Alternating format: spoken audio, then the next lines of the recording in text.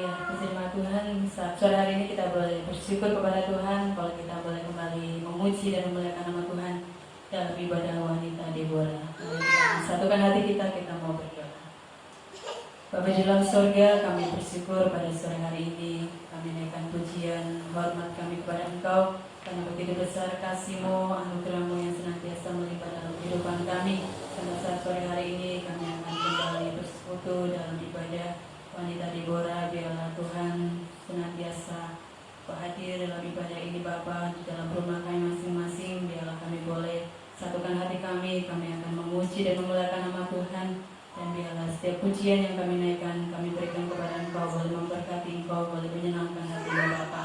Terima kasih Tuhan Yesus, terima kasih Bapa surga dari awal hingga pada selesainya. Kami yakin Tuhan Yesus ada di tengah-tengah kami, Engkau yang beracara ya Bapa. Terima kasih Tuhan Yesus, ampuni dosa dan kesalahan kami. Yang ridho dan syukur kami sore hari ini yang kami naikkan menjadi dalam nama Tuhan Yesus Kristus yang menjadi juru selamat kami. Haleluya. Amin. Yesus kucinta Engkau.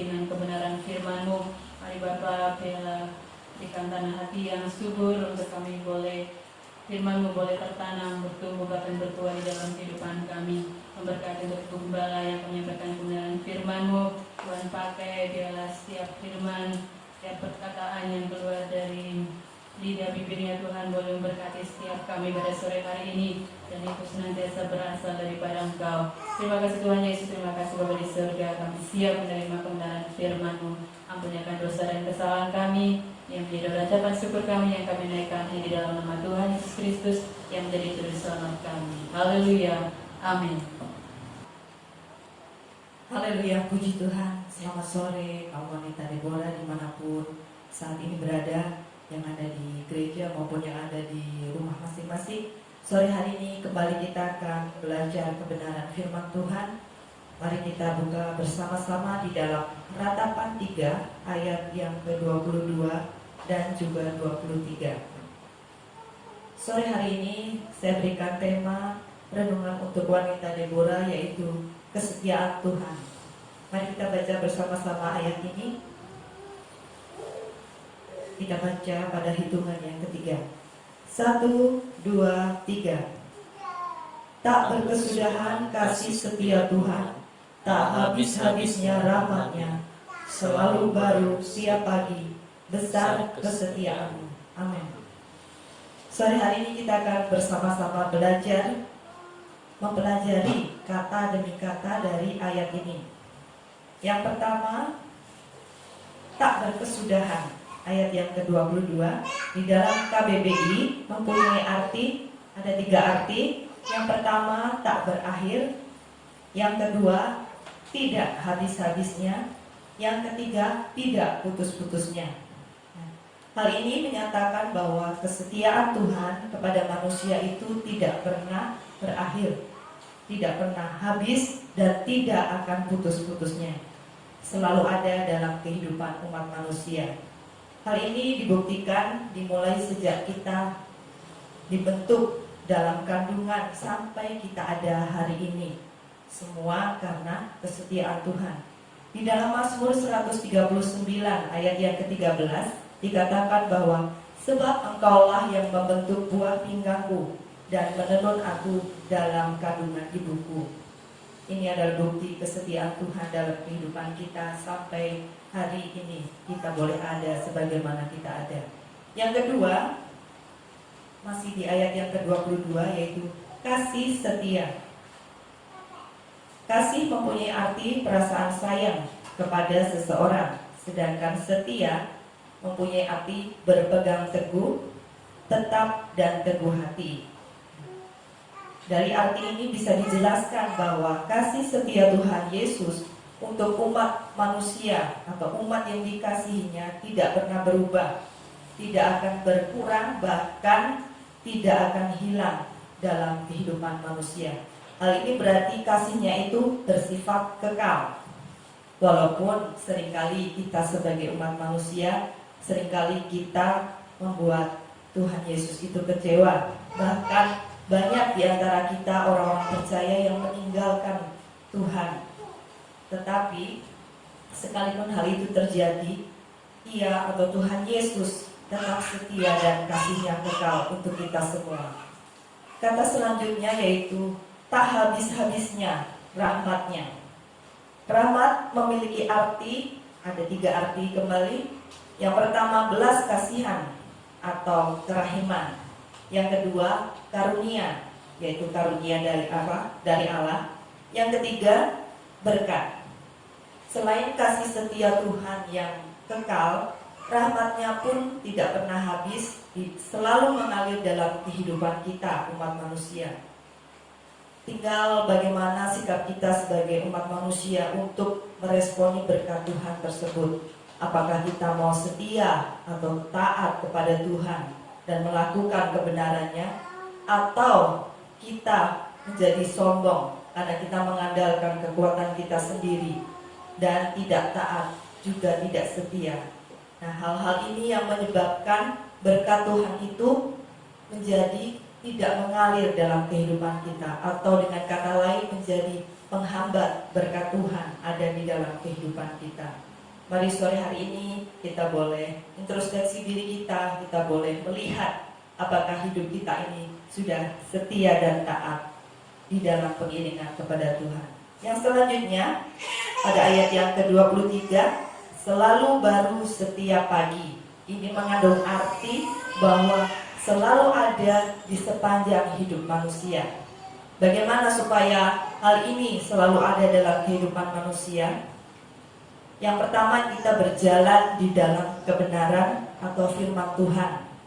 Yang kedua, kita dituntun atau dipimpin oleh Roh Kudus. Berarti kalau kita dipimpin oleh Roh Kudus, dengan kata lain kita sudah penuh dengan Roh Kudus. Yang ketiga yaitu taat dan setia melakukan kebenaran. Kata selanjutnya, kata yang terakhir di bagian ayat yang ke-23 yaitu besar kesetiaanmu. Tuhan Yesus setia akan janji-janjinya. Dari awal pelayanannya sampai di akhir pelayanan Tuhan Yesus, Dia tetap setia. Mari kita baca bersama-sama di dalam Mazmur 33 ayat yang keempat.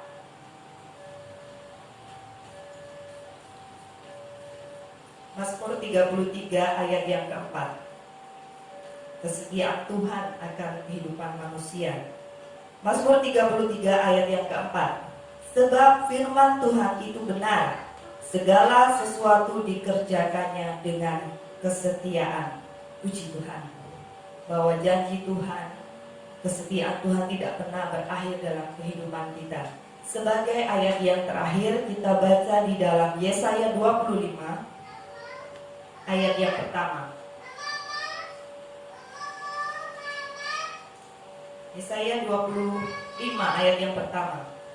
Ya Tuhan, Engkaulah Allahku, aku mau meninggikan Engkau, mau menyanyikan syukur bagi namamu, sebab dengan kesetiaan yang teguh, Engkau telah melaksanakan rancanganmu yang ajaib, yang telah ada sejak dahulu.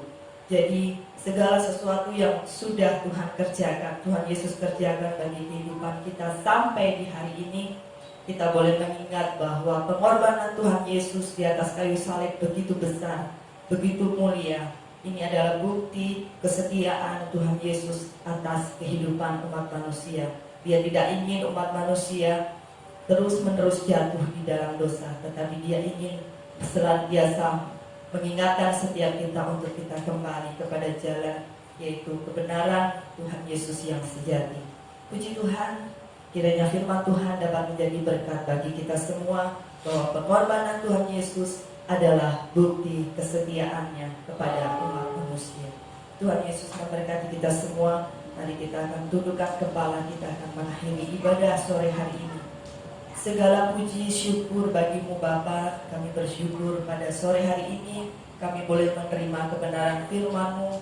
Firman-Mu menguatkan kehidupan kami, bahwa Engkau terlebih dahulu setia akan kehidupan kami. Dan biarlah kami Tuhan Yesus di hari-hari yang semakin dekat dengan kedatangan-Mu Bapa, biarlah Tuhan Yesus kami boleh taat dan setia, sama seperti Engkau setia, sama seperti Engkau senantiasa ada dalam kehidupan kami Bapa. Terima kasih Tuhan Yesus, biarlah Roh Kudus memimpin kehidupan kami, untuk kami dapat menjadi pelaku-pelaku firman-Mu, kami dapat menjadi saksi-saksi-Mu Tuhan, dimanapun Kau tempatkan saat ini kami berada. Terima kasih Tuhan Yesus, memberkati kaum wanita Deborah dimanapun saat ini berada Tuhan Yesus.